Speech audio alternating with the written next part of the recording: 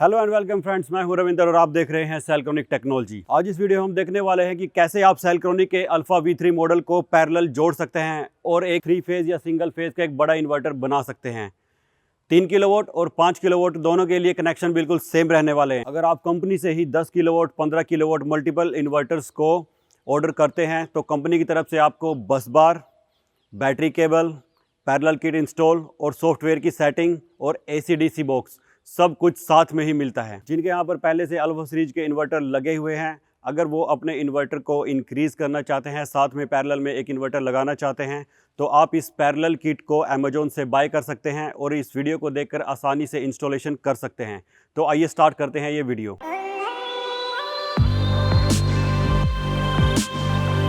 ये है alpha series के वो दो इन्वर्टर जिनको हम पैरेलल करने वाले हैं सिंगल फेज के अंदर। अभी इनके अंदर पैरेलल किट इंस्टॉल नहीं है, तो सबसे पहले हम पैरेलल किट को इंस्टॉल करना सीखेंगे। उसके बाद इन दो इन्वर्टर को कैसे आपस में कनेक्ट किया जाता है वो सीखेंगे। तो आइए स्टार्ट करते हैं। ये है हमारी पैरेलल किट। आइए इसको ओपन करते हैं। सबसे पहले हमें मिलती है एक करंट शेयरिंग केबल, उसके बाद हमें मिलती है कम्युनिकेशन केबल, उसके नीचे है हमारी पैरेलल किट जो कि अच्छे से पैक होती है।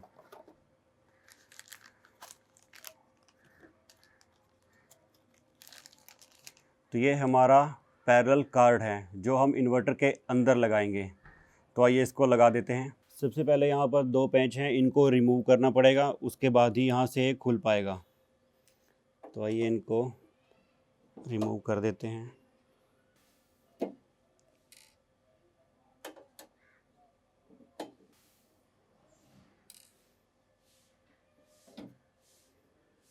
इसके बाद ये दो पेंच है, इनको भी हम रिमूव करेंगे ताकि इस कार्ड को निकाला जा सके।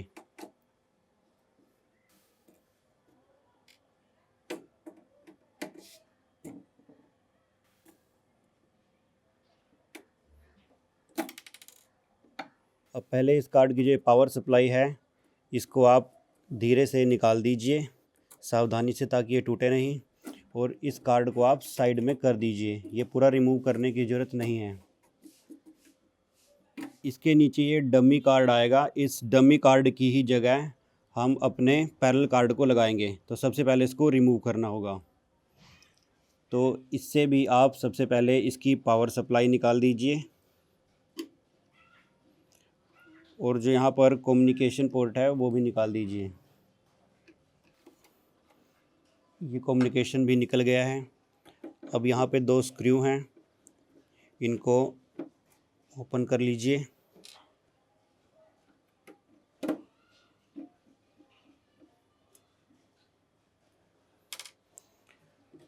तो ये जो डमी कार्ड है ये निकल जाएगा। अब इसके बाद यहाँ पे दो पैच है, ये वाला और ये वाला, इन दोनों को भी रिमूव कर दीजिए।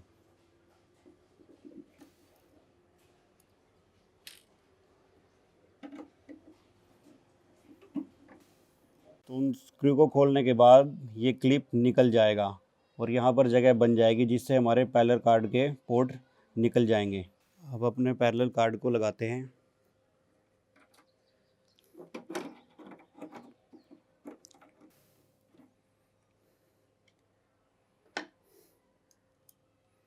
जहाँ से आपने डमी कार्ड को निकाला था वहीं पे आप इस पैरेलल कार्ड को लगा देंगे।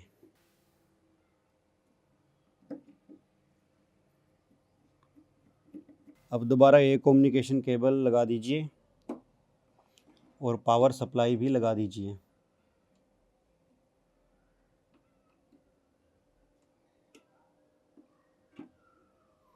तो हमारा पैरेलल कार्ड लग चुका है। अब इस कार्ड को अपनी पुरानी जगह पर दोबारा लगा दीजिए।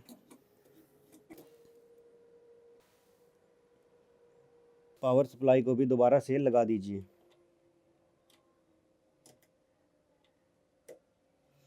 तो इस तरीके से हमारा पैरेलल कार्ड इंस्टॉल हो चुका है। अब ऐसे ही हम सभी इन्वर्टर्स के अंदर पैरेलल कार्ड को लगा सकते हैं। अब दोबारा से इन्वर्टर को बंद कर दीजिए।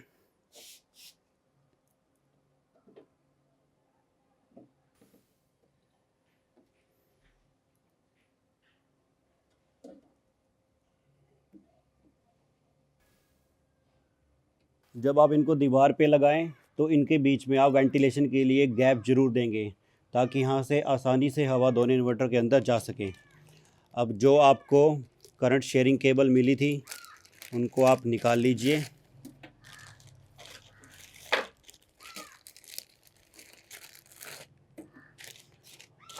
और दोनों कम्युनिकेशन केबल को भी आप निकाल लीजिए।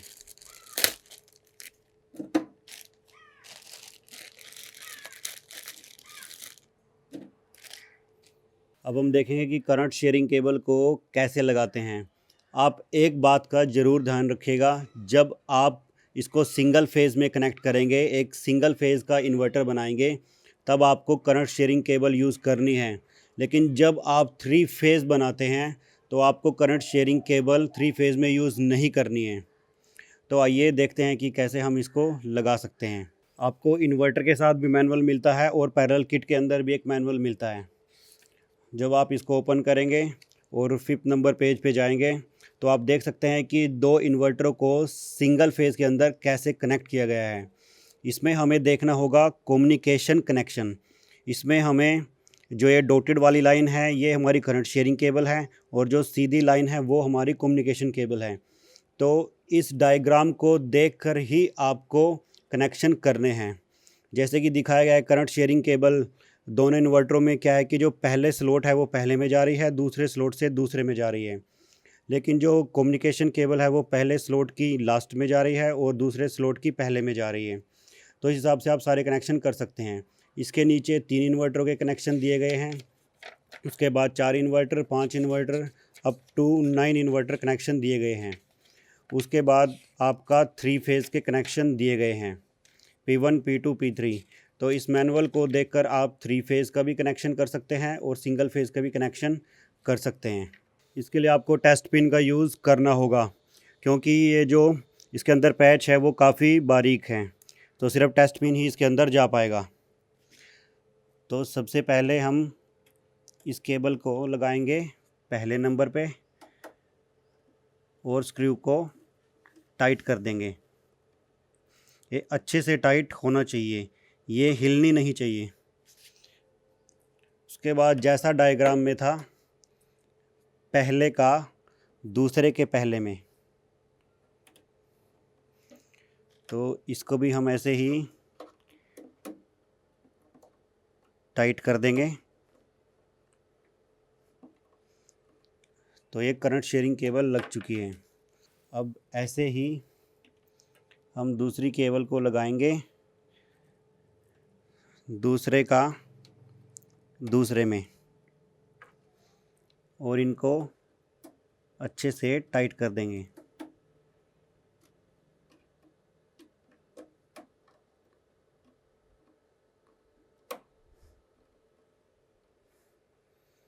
ये करंट शेयरिंग केबल लग चुकी है।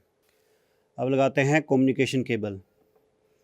तो कम्युनिकेशन केबल को लगाकर आप इसको अच्छे से टाइट कर देंगे। देखिए टाइट हो चुकी है। अब इसकी पहले वाली जो कम्युनिकेशन केबल है पहले पोर्ट में, वो हम दूसरे इन्वर्टर के सेकंड पोर्ट में लगाएंगे, क्योंकि ये दोनों तरफ से अलग होती है।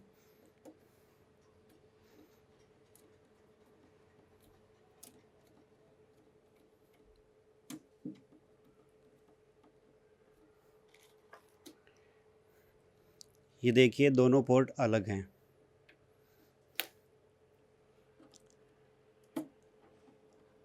अब इसके सेकंड पोर्ट का जो कम्युनिकेशन है वो दूसरे के पहले पोर्ट में लगेगा।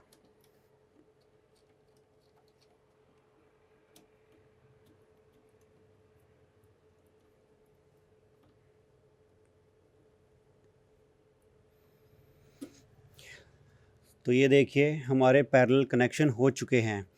ऐसे ही फर्दर अगर हमारे पास ज़्यादा इन्वर्टर हैं, 3 हैं, 4 हैं, अप टू 9 इन्वर्टर तक, हम डायग्राम को देखकर ये सारे कनेक्शन कर सकते हैं।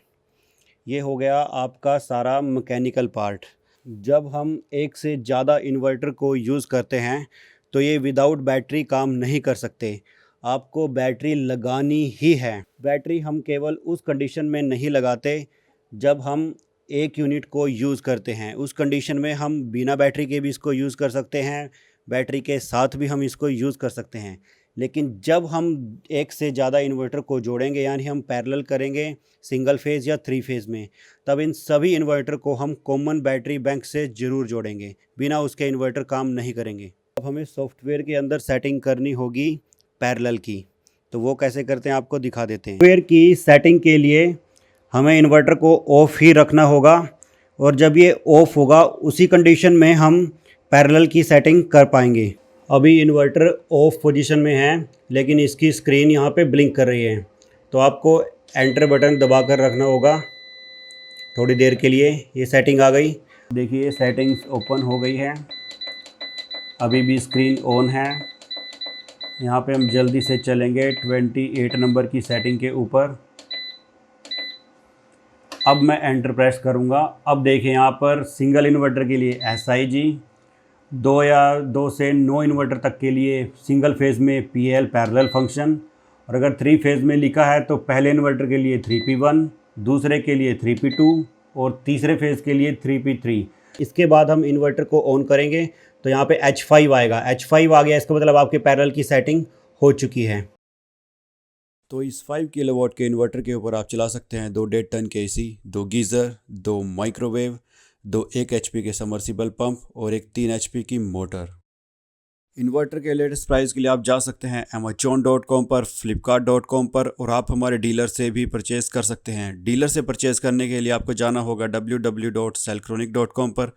वहां आपको डीलर लिस्ट का एक ऑप्शन मिलेगा, उसके बाद सिलेक्ट करना होगा अपना स्टेट, और आपके पास सभी डीलर्स की इन्फॉर्मेशन आ जाएगी। तो देखा आपने कितनी आसानी से आप पैरेलल किट को इंस्टॉल कर सकते हैं और कनेक्शन डायग्राम को देखकर मल्टीपल इन्वर्टर लगा सकते हैं। अगर आपने हमारे इस YouTube चैनल को अभी तक सब्सक्राइब नहीं किया है तो जल्दी से इसको सब्सक्राइब कर लीजिए, और हाँ, लाइक कीजिए, कमेंट कीजिए और शेयर ज़रूर कीजिए। Thank you very much.